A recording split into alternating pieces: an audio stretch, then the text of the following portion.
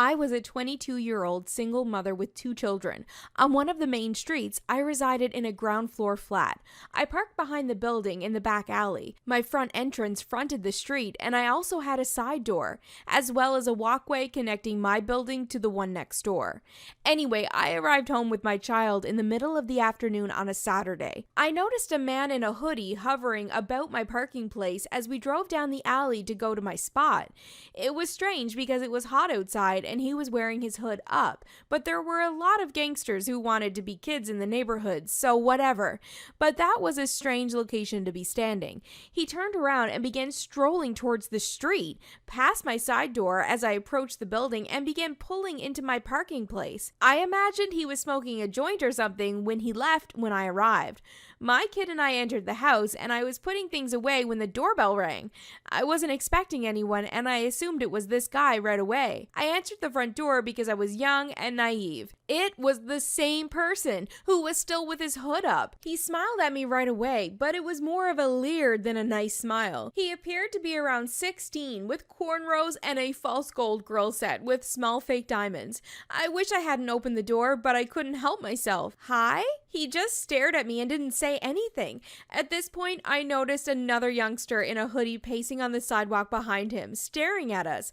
I instantly realized this was not going to end well. Does Danielle happen to be around? I'm not sure who that is. Alternatively, you may try the opposite door. I motioned to the door to my left, which belonged to a neighbor. Are you sure? Yeah, sorry. I felt the whole thing was strange until he departed. I was happy to see my boyfriend when he arrived at my apartment a few minutes later.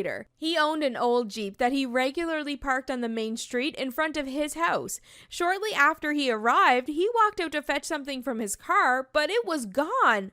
Fuck! So we dialed 911, made a police report, and the works. I told the cop about hoodie dudes because I thought it could be essential. I was able to provide a detailed description of the man who knocked on my door and demanded Danielle. So a few days later, I headed to the downtown precinct. This went in an unusual direction, but it was what it was.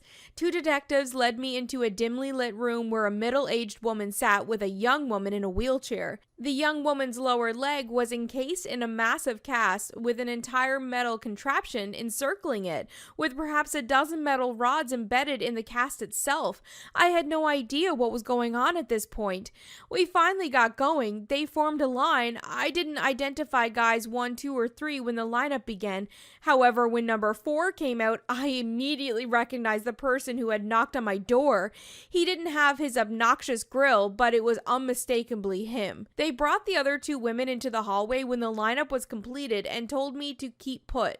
They returned to grab me after a few minutes. When the investigators asked if I recognized anyone, I informed them that I was certain of number 4 in the second lineup, but couldn't place anyone in the first. They made me sign 2 forms, one for each lineup and one for the thief, with the second form identifying number 4 as the thief. He went on to say that number 4 was one of the men detained in connection with my boyfriend's Jeep. The thieves had taken the Jeep and drove it to a calm, lily-white area in a nearby portion of town. I'm also white, which is significant. A young couple was unloading groceries from their car when they stumbled across them. The feminine half of that duo was the young woman with the leg contraption. They stepped out of the stolen Jeep, walked behind the couple, and immediately shot them both. They shot the young man and the woman in the leg. He wasn't there because he was still in the hospital in critical condition. The elder woman was the girl's mother, and she had brought her to the lineup from the hospital. One of them had made the mistake of talking a little too much before lawyering up and telling a detective that it was a gang initiation. A white person had to be shot. That was the admittance charge. After riding the bus to the street where I lived, they stole my boyfriend's car. They reasoned that having wheels would make it easier to flee. The investigators were very certain that I was the intended target of opportunity, but they couldn't explain why they hadn't carried it out. Nerves, perhaps? Am I the asshole for not wanting to change my name and asking my fiance to change hers? I, 27 male, have been with fiance 24 female for 3.5 years. We're very happy and I can't imagine my life without her, but we're having a disagreement. We've been talking more about marriage recently and what it would look like. For me, part of the significance of marriage is becoming family with each other, and that includes sharing our last name. When I think about bonding with her in that way, I get really happy and excited, like we are a true pair and the whole world could recognize it. However, she wants to keep her last name and she says it's a hassle to change it. I think that's fine, but I'm the only guy on my side of the family who could carry my family name. I have 2 sisters who are married already. Part 2, am I the asshole for not wanting to change my name and asking my fiance to change hers? I have 2 sisters who are married already, so it's literally just me left. It's a pretty unique name, not one like Johnson or Smith, so my family name would die out if I don't carry it and pass it to our kids. My fiance doesn't really care about matching our names and suggested I could just change my name to hers so we match, or otherwise just keep our own last names after we marry. She has a brother, so her family name would be carried on either way. I feel like it's different for that reason and she should compromise with me and change her name. So, am I the asshole for not wanting to change my family name and asking her to change hers instead? Am I the asshole for calling out my kid's future stepmom for treating me like a surrogate? I, 29 female, dated a guy Joe, 30 male, for 3 months before he left me to go back to his ex Kim, 30 female. Right after we broke up, I found out I was pregnant and now I'm at 24 weeks. I let him know and he was ecstatic. It turns out his girlfriend had fertility issues and would likely never be able to get pregnant naturally, and he has always wanted to be a father. Getting back together was out of the question for the both of us, so he's still with his girlfriend. Joe was only allowed at the initial appointment because of COVID-19, and we found out that I was having twins. According to Joe, when he told Kim, she had a mental breakdown about her infertility and wanted to talk to me. I met them at their house, and Kim stated that she wanted to be involved in my pregnancy because she would eventually be the children's stepmother. She started telling me that I needed to do a home birth, that I needed to formula feed so that they could have the babies half of the week, and that she wanted 1 boy and 1 girl, and that she wanted the kid to call her mama since they would be calling me mommy. I shut her down and said that I would make the best choices for my children and my body, and I left. Kim continued to be overbearing and texting me every day about my eating habits, exercise habits, and bitching about how her job wouldn't let her take maternity leave. At the virtual genetics counseling appointment, she attended instead of Joe and took over the whole meeting trying to talk about her family history, which wasn't relevant.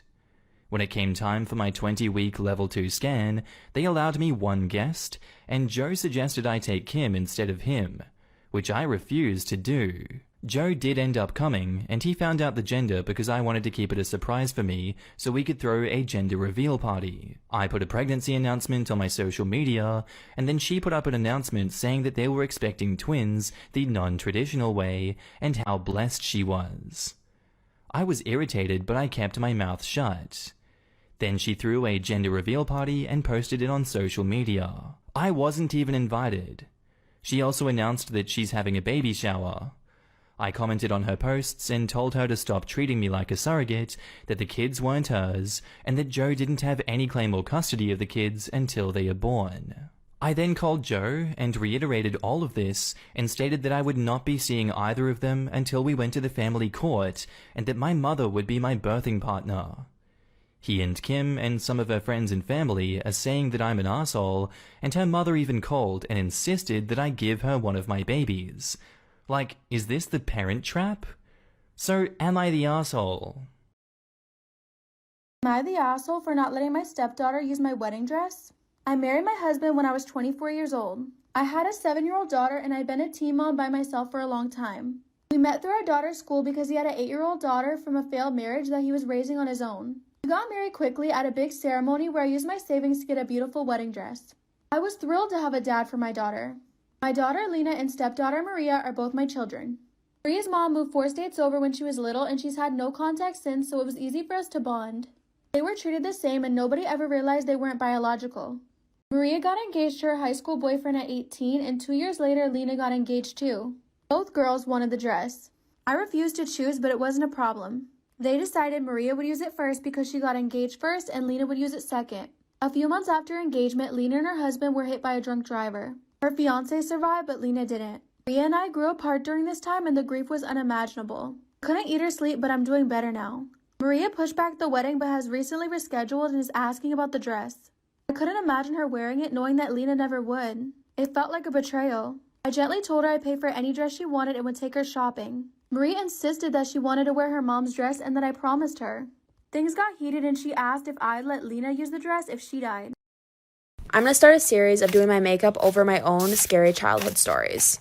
Up until I was about 16, I didn't know how to put a barrier up on my own energetic fields, so I used to see a lot of stuff and experience a lot of different dimensions. The first story starts when I was 2. I don't remember it much, but my parents have told me this multiple times. We lived in this little white house. It was very old. My parents used to always hear me laughing and playing in my room with someone, but there was no one in my room. When they asked who I was talking to, I told them it was a little boy named Omar. They thought it was just an imaginary friend, but now that I think back on it, when I was 3 and 4, I did see someone. He was always very kind to me. I would play Barbies and he would play with me. He would draw me pictures. I would leave my books out for him so he could read while I was at preschool. I would tell him about my days and he would tell me about his. But things started to get really weird once my brother was born, and that is when my parents started to see him too. They believe that this is because he wanted to be the only little boy in the house. Stay tuned for part 2. Here is part 2 of the series of the little boy. If you haven't seen part 1, go watch that first because it won't make sense if you don't watch that. Up until I was 16, I didn't know how to put a barrier up on my own energetic fields, so I used to see a lot of things. When my brother was born, my parents used to sense and see the little boy as well. My mom used to feel his energy sitting in the rocking chair. My brother's mechanical toys used to just start making noise. He started to show up less and less in my room, and every time he would, he kind of scared me. He wasn't himself anymore. He was mad, angry, everything. My parents believe it's just because he wanted to be seen and he was lonely, and now that I had a little brother, I wasn't paying as much attention to the little boy. My mom would wake up to my brother crying in the middle of the night and go check on him, and she would sense something standing next to her.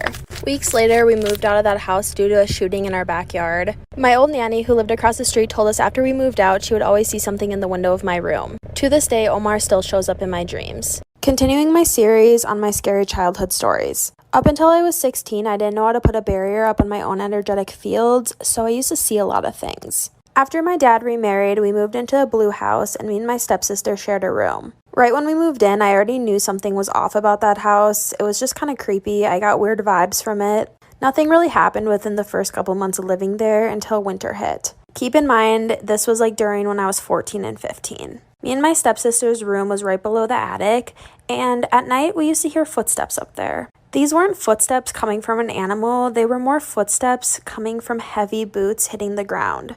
I told my dad about it, and so he had an exterminator come over and check it out. When the exterminator came, he found no animals up there and no holes in which animals could get through. But that didn't stop the footsteps every single night. My dad didn't want me and my sister going up there, so one day when he was gone, we went up there by ourselves and found some really creepy things. Stay tuned for part 2 tomorrow. Here is part 2 of doing my makeup over my own scary childhood stories.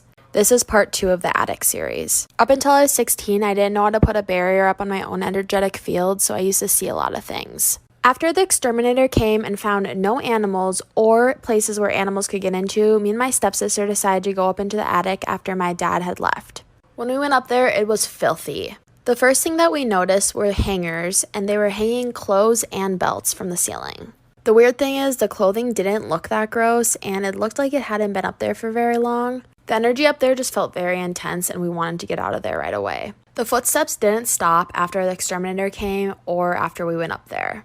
We believe after we went up there, we made the spirit angry because weird things started to happen. The lights in the hallway used to turn on and off all the time, even though no one was upstairs because my parents lived downstairs. There'd be footsteps in the hallway, and when we would check, no one would be there. I can't fit everything in 60 seconds, so stay tuned for part 3. This is part 3 of the attic series. If you haven't seen part 1 and 2, go watch those first. Up until I was 16, I didn't know how to put a barrier up on my own energetic field, so I used to see a lot of things. As I stated in part 2, after we went up into the attic, we think we made the spirit very mad. For instance, one night around 2 o'clock, my brother's door slammed, take for granted he wasn't home, and then all of the lights in the entire upstairs turned off all at once.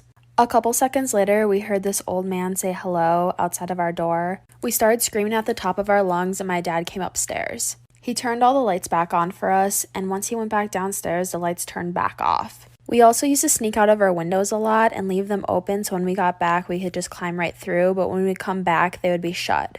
Our beds were pretty much right next to each other. There was just a little walkway in between, and if one of us would wake up in the middle of the night, we could feel a presence standing over us. The footsteps in the attic also never stopped.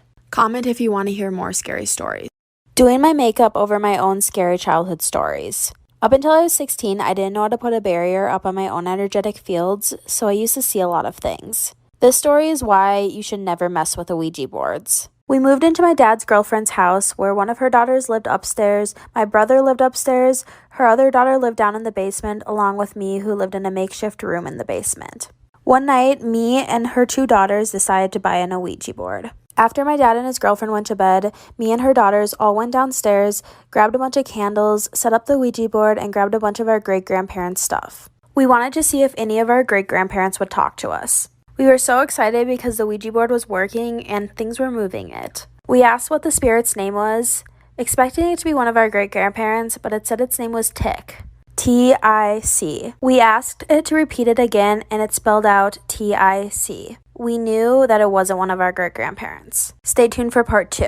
This is part 2 of why you should never do an Ouija board. Disclaimer, please only use an Ouija board if you know what you're doing and if you're trained on doing it. So after it said its name was Tick, we asked how old it was. The spirit responded with 9 years old. We asked what gender it was. There was no response. We knew for sure at this point we were not talking to one of our great-grandparents. I wanted to stop right then and there. I was really freaked out and I knew that we weren't talking to something good, but my older stepsister wanted to keep going. So out of peer pressure, of course, I kept going. She asked if it was human. Its response was no. We asked if we were safe. The spirit said yes, but I really didn't feel safe. We asked if the spirit was stuck in the house. The response was yes. The next thing my older stepsister asked, which I really wish she didn't, is if Tick was the only one there with us. The response was no. 60 seconds is not enough time for this story, and the story is really long, so stay tuned for part 3. This is part 3 to the Ouija board story, and why you should never use an Ouija board. So my older stepsister asked if Tick was the only one there with us. The answer was no. She then asked how many spirits were there with us. There was no response. She asked if all the spirits there with us were good spirits. The Ouija board said no. Right as we asked that, the bathroom was right behind us and we heard a huge loud slam in the bathroom. All of us were really freaked out just sitting there not knowing what to do. The candles started flickering. There was so much tension in the room. I have never felt anything like it. That is when my other stepsister screamed at the top of her lungs and told me to move. She saw a black hand approaching from behind me and was going to grab my face. Because she screamed so loud, my dad woke up and we heard him, so we said goodbye really quickly.